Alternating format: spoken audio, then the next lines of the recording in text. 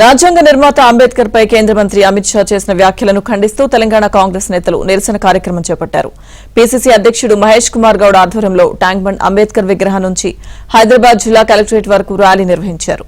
అనంతరం హైదరాబాద్ కలెక్టర్ కు కాంగ్రెస్ నేతలు వినతిపత్రం అందజేశారు. అంబేద్కర్ ను అవమానించిన అమిత్ షాను కేంద్ర కేబినెట్ నుంచి తొలగించాలని TPC chief Mahesh Kumar Goud demand చేశారు.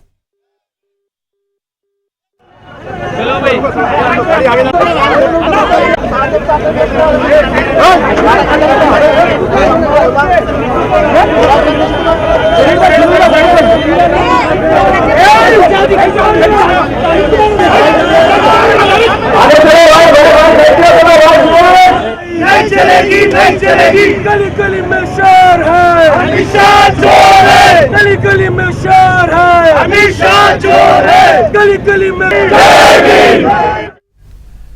నిరసనకు సంబంధించిన పూర్తి సమాచారం మా ప్రతినిధి సిద్ధార్థ్ అందిస్తారు. సిద్ధార్థ్,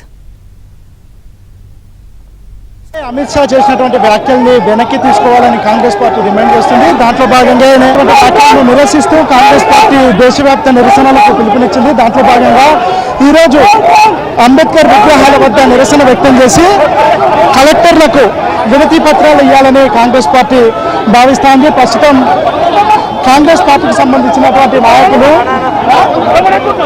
ట్యాంక్బండ్లోని అంబేద్కర్ విగ్రహం నుంచి హైదరాబాద్ కలెక్టరేట్ ర్యాలీగా బయలుదేరుతున్నారు. అంబేద్కర్ పై అమిత్ షా చేసినటువంటి వ్యాఖ్యల్ని కాంగ్రెస్ పార్టీ నిరసిస్తుంది. దాంట్లో భాగంగా దేశవ్యాప్తంగా నిరసనలను నిర్వహించాలని కాంగ్రెస్ పార్టీ భావించింది. ప్రస్తుతం హైదరాబాద్లో కాంగ్రెస్ పార్టీకి సంబంధించినటువంటి నిరసన కార్యక్రమం కొనసాగుతుంది. హైదరాబాద్లో అంబేద్కర్ విగ్రహం నుంచి హైదరాబాద్ కలెక్టర్ వరకు నిరసన చేపట్టాలని కాంగ్రెస్ పార్టీ పిలుపునిచ్చింది. ప్రస్తుతం కాంగ్రెస్ పార్టీకి సంబంధించినటువంటి నాయకులు నిరసనను వ్యక్తం చేస్తున్నారు. కాంగ్రెస్ పార్టీకి సంబంధించినటువంటి నాయకులు ప్రస్తుతం మనతో ఉన్నారు. అంత మాట్లాడదాం.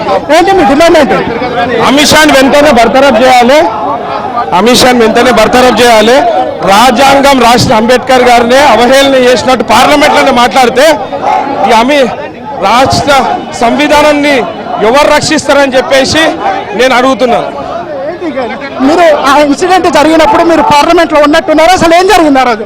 పార్లమెంట్లో అమిత్ షా గారు మాట్లాడిన విధానం చూస్తుంటే, ఆయన బాడీ లాంగ్వేజ్ చూస్తుంటే, ఆయన అంబేద్కర్ ఇజాన్ని ఏ విధంగా తొక్కాలి, అంబేద్కర్ ఇజాన్ని ఏ విధంగా కింద పరచాలని ఒక ఉద్దేశంతో ఆ రోజు పార్లమెంట్లో మాట్లాడడం జరిగింది.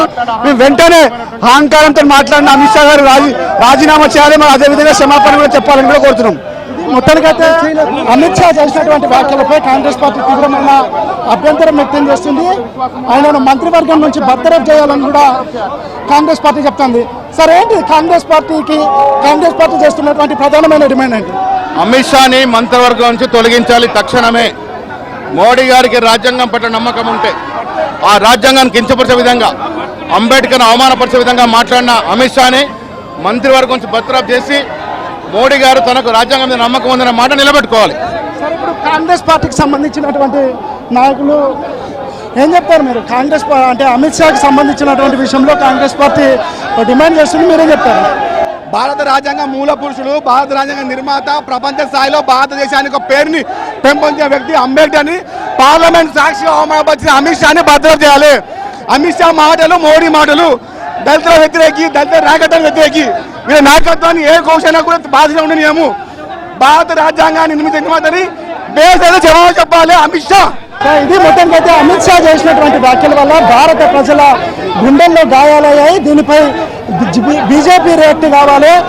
అమిత్ షా భారతదేశ ప్రజలకు క్షమాపణ చెప్పాలి. అమిత్ షాను మంత్రివర్గం నుంచి బర్తరఫ్ చేయాలని కాంగ్రెస్ పార్టీ డిమాండ్ చేస్తుంది. వీడియో జర్నలిస్టు గజపతో సిద్ధార్థ, ఏబిఎన్ ఆంధ్రజ్యోతి, హైదరాబాద్.